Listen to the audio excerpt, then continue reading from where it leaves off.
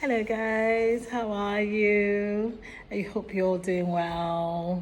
It's Nurse Amy, your favorite nurse, back on your screen. So something I want to talk about today. It's interesting because I have touched on this subject before in some of my videos, how to respond or manage or tackle a problematic client, okay, or problematic resident. First and foremost, you've got to be professional. Is it easy? Of course it's not easy. You're human after all, so you're going to react. However, when you react in a negative way or in a way that is not professional, there are consequences. So you've got to be mindful of that. There are consequences, and the consequences can be dire. So someone wrote to me. Actually, I have let me go ahead and look at what was. Okay, here we go. So this person is actually a nurse, an LPN. And for those of you who are wondering if LPNs are nurses, yes, they are, okay? They are nurses. So if we have questions about that, you want me to talk about some more about that, but I have videos that I've actually responded and I've talked about those things. I even remember someone writing me here and saying, of course they're not nurses. They're not registered nurses. Yeah, duh. Registered nurses are RNs and LPNs are licensed practical nurses. How is that not clear? Anyway, so this LPN said a client was supposed to take her medication, did not take her medication, refused medication. Okay, so refused medication. She will always refuse her medication. And this time, and then she told another nurse that I don't give her medication. But this is not true because everybody knows that she refuses medication. And so I went to her room and I told her, you've been refusing medication. Why are you lying on me? Okay, first of all, let me just quickly handle this. Tracy says it's okay, and I'm going to use your name. So Tracy, number one, you do not get confrontational with your clients, okay? You don't. I have mentioned here in this channel, okay, that documentation is very important. You've got to document. You as a nurse knows you've got to document. Document. It's important. If you're offering medication to your, we use the word offer, you offer them, and then when they accept, then you administer them, okay? So don't get caught up in the offering and administering. If they refuse, actually you should go 2 or 3 more attempts. You got to document it. But you see, I go more than documenting. I'm also going to let my other nurses know, my DON know, even my CNAs. And when I say my, because some of you get caught up in the because it's just, that's the way we speak, okay? That is healthcare speak. I don't own a CNA, just like a CNA doesn't own any nurses. But then that is the way we speak our work. My nurse said this. My RN said this. My DON said this. My CNA said this. Okay, so let's not get caught up in that either. So, I'm just having... Tracy just texted me, okay? Okay, and she has a smiley face. So, smiley face. It must be something because I already answered her. Oh, okay. Yeah, okay, sorry, I got distracted there. Because again, I'm going to tell you the truth. I'm just going to hit the nail on the head. Because what's the point of me trying, and that's why I'm here, to hold you accountable. Okay, to be an accountability partner. I'm also looking for accountability partners, and I have them. You have to have one. Okay, so when we offer, they accept, you administer, you document. When you offer medication or treatments and they decline, well, there are places in your MAR, that you are going to put those responses. But I don't stop there. I am going to write notes.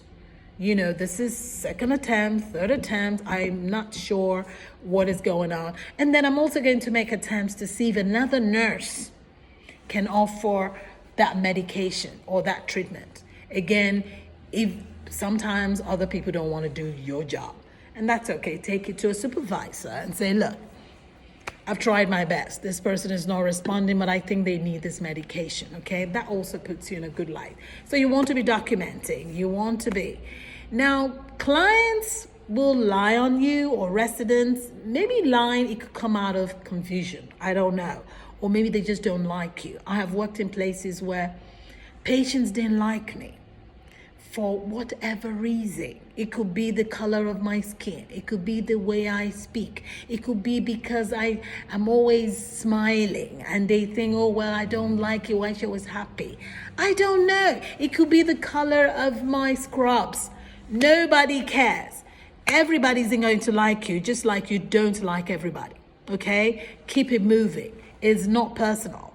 That is how I get through work. I don't like everybody. Everybody doesn't like me. All right, we're good, right? So get another nurse and see if they will work with you or get your DON. At least, but you've got to leave paper trail. You've got to let them know. And then the other thing you did was you confronted her. Do not confront them. And if you're going to do that, if you go to take someone with you. Again, paper trail. Either you're taking a CNA with you, you're taking a colleague nurse with you, your DON, I don't care, but you've got to have witness, because then it becomes your word against theirs, right? So that is my thing with that. If you need me to do some more of that, let me know. Let me quickly take another one. Okay, sure. Multitasking. The other thing is, so this is a CNA. Okay, so this CNA actually has, is interesting. God, healthcare is so interesting. So the CNA has a to assist with a client. However, because I work smart and not hard, I like to get my clients do my ADL, but there's a CNA that I work with that is slow and really tries to flow under the radar and doesn't do as much work. And what happened was, so sometimes I will go on and do the work myself, but this client now said that she got bruised. Oh dear, she got bruised because I didn't handle her right. And I was telling her that no one wants to help you because no one wants to help you because you're very problematic. And okay, I'm paraphrasing here. I'm reading this. Okay, first and foremost, if someone is a to assist, don't do it by yourself. Nobody really cares that you're helping out. You're helping the facility. When SHIT hits the fan, it's all on you. They're going to throw you under the bus, including the client, all the CNAs, the nurses, the doctors, the building. Okay, the family members. You're not doing anyone any favors, killing yourself, breaking your back because you feel bad. I know it's, oh my God, working in healthcare can be very heartbreaking because I have seen so much of it where you find someone who really wants to do good, wants to do well by their client, but then it's lopsided because the other staff really don't care, or maybe they're burnt out, or maybe they just cannot. I don't know. But this happens a lot. But what I'm telling you is, as a CNA or as a nurse, and this comes from years of experience, this is my 22nd year being a nurse, you stepping out and doing something on your own sometimes comes back to bite you. If it's stated by order that that person is not to be done or taken care of by one staff, if it's a to assist, is a Hoyer left, you need some kind of assistance, don't do it by yourself. Do not do it by yourself. I would rather, and not, this is not popular with everyone, but this is what I tell my students, and this is what I tell my staff.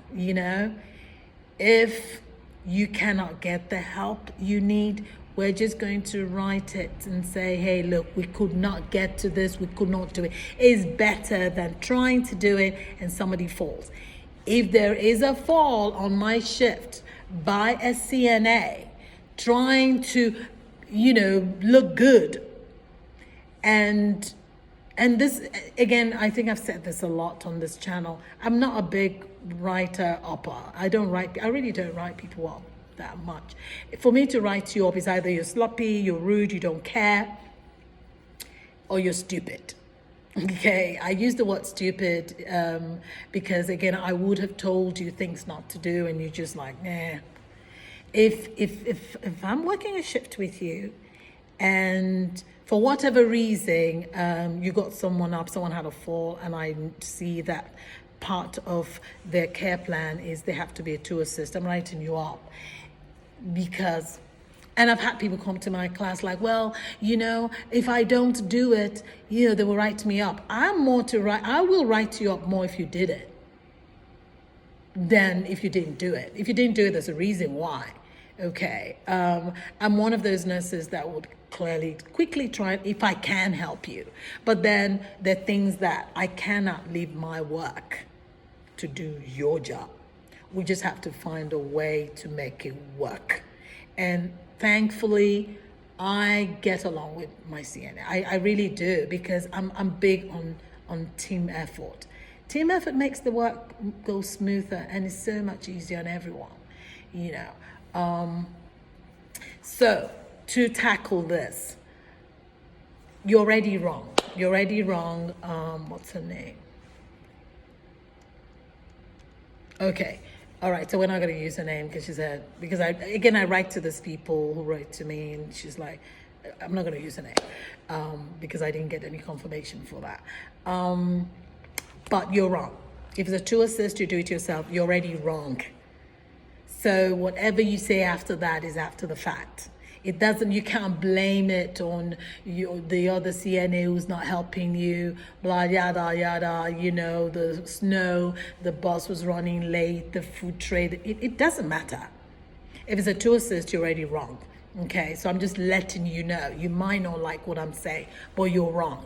It doesn't matter. Well, this person has been, in their urine, or the poop. I just hate it we all hate stuff. But there is an order that says you have to have assistance. Okay, so you tried to be nice, and guess what happened? The person now fell. The person now got hurt. She's telling you she's got bruises. Why? Because you're pulling and tugging. How are you going to argue that? How are you going to justify that? So you're wrong. If you guys want me to talk more about this, and I probably would, let me know. I will come back and talk about it. And then let me quickly take one. This video is getting really long. Okay, so this is another CNA. Again, problematic CNA. She fights with everybody. Oh. Okay, this is a guy CNA. This is something I do tell my students, especially the guys. I tell them, be very careful. You need to be sure that your female resident or client is receptive to your touch, to your care.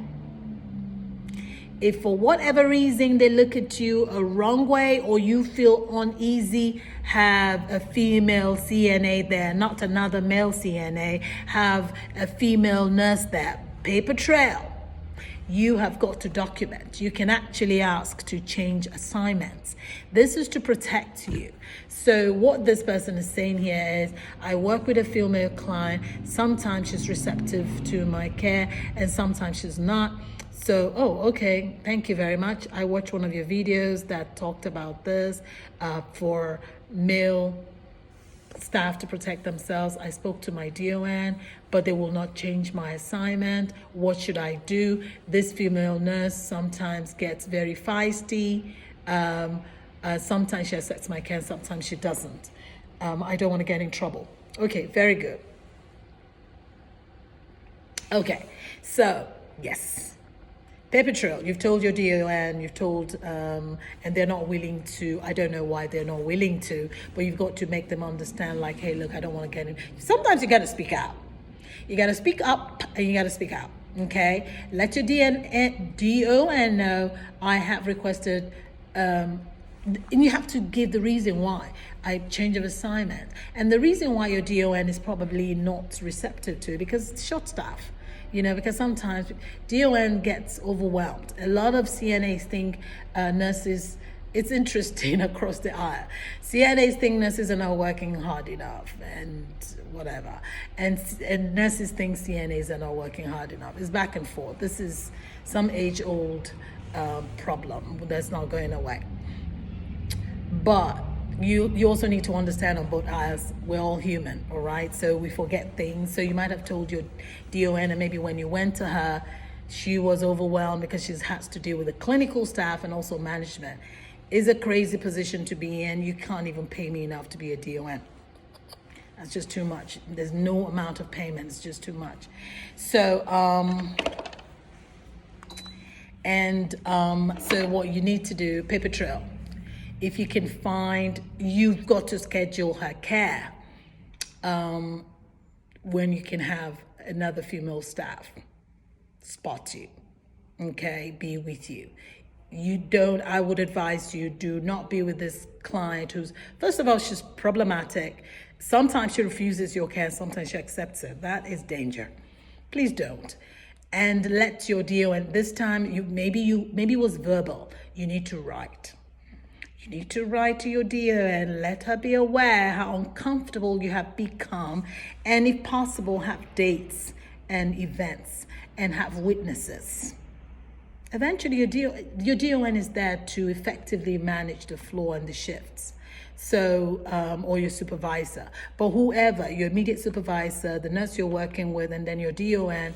And if that's still not taken care of, then you're going to have to write to your, the administrator or somebody. The reason I'm saying this, for men, it's especially very difficult. Once you're labeled that you touched the client wrongly, these same people, the DON, because it's mostly female, that aren't paying you attention, will be the first to throw you under the bus.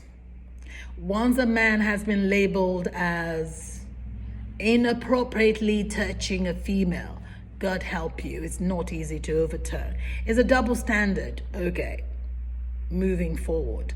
So let's make sure, I needed to come and take care of this and use these examples today. You're always going to have problematic clients.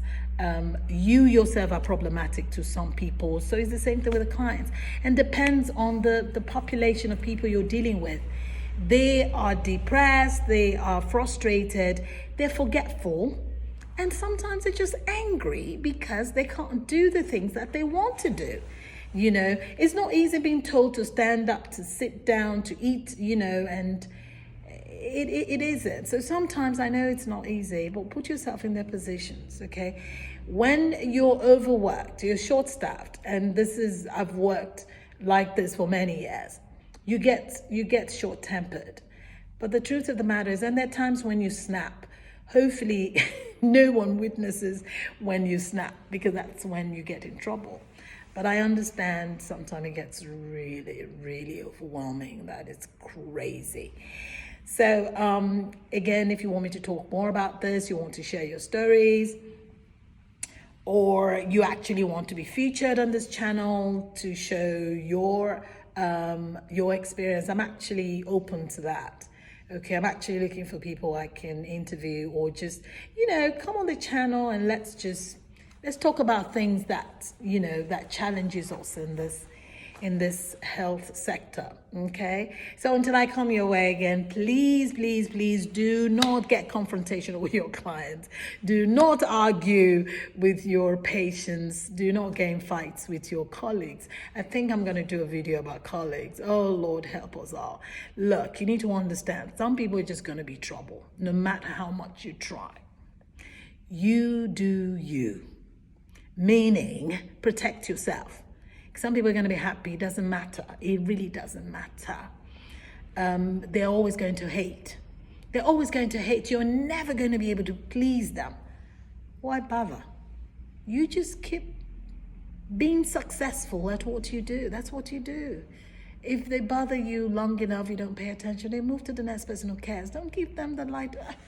I am at that stage where I really don't care. Because you already have your opinion about me.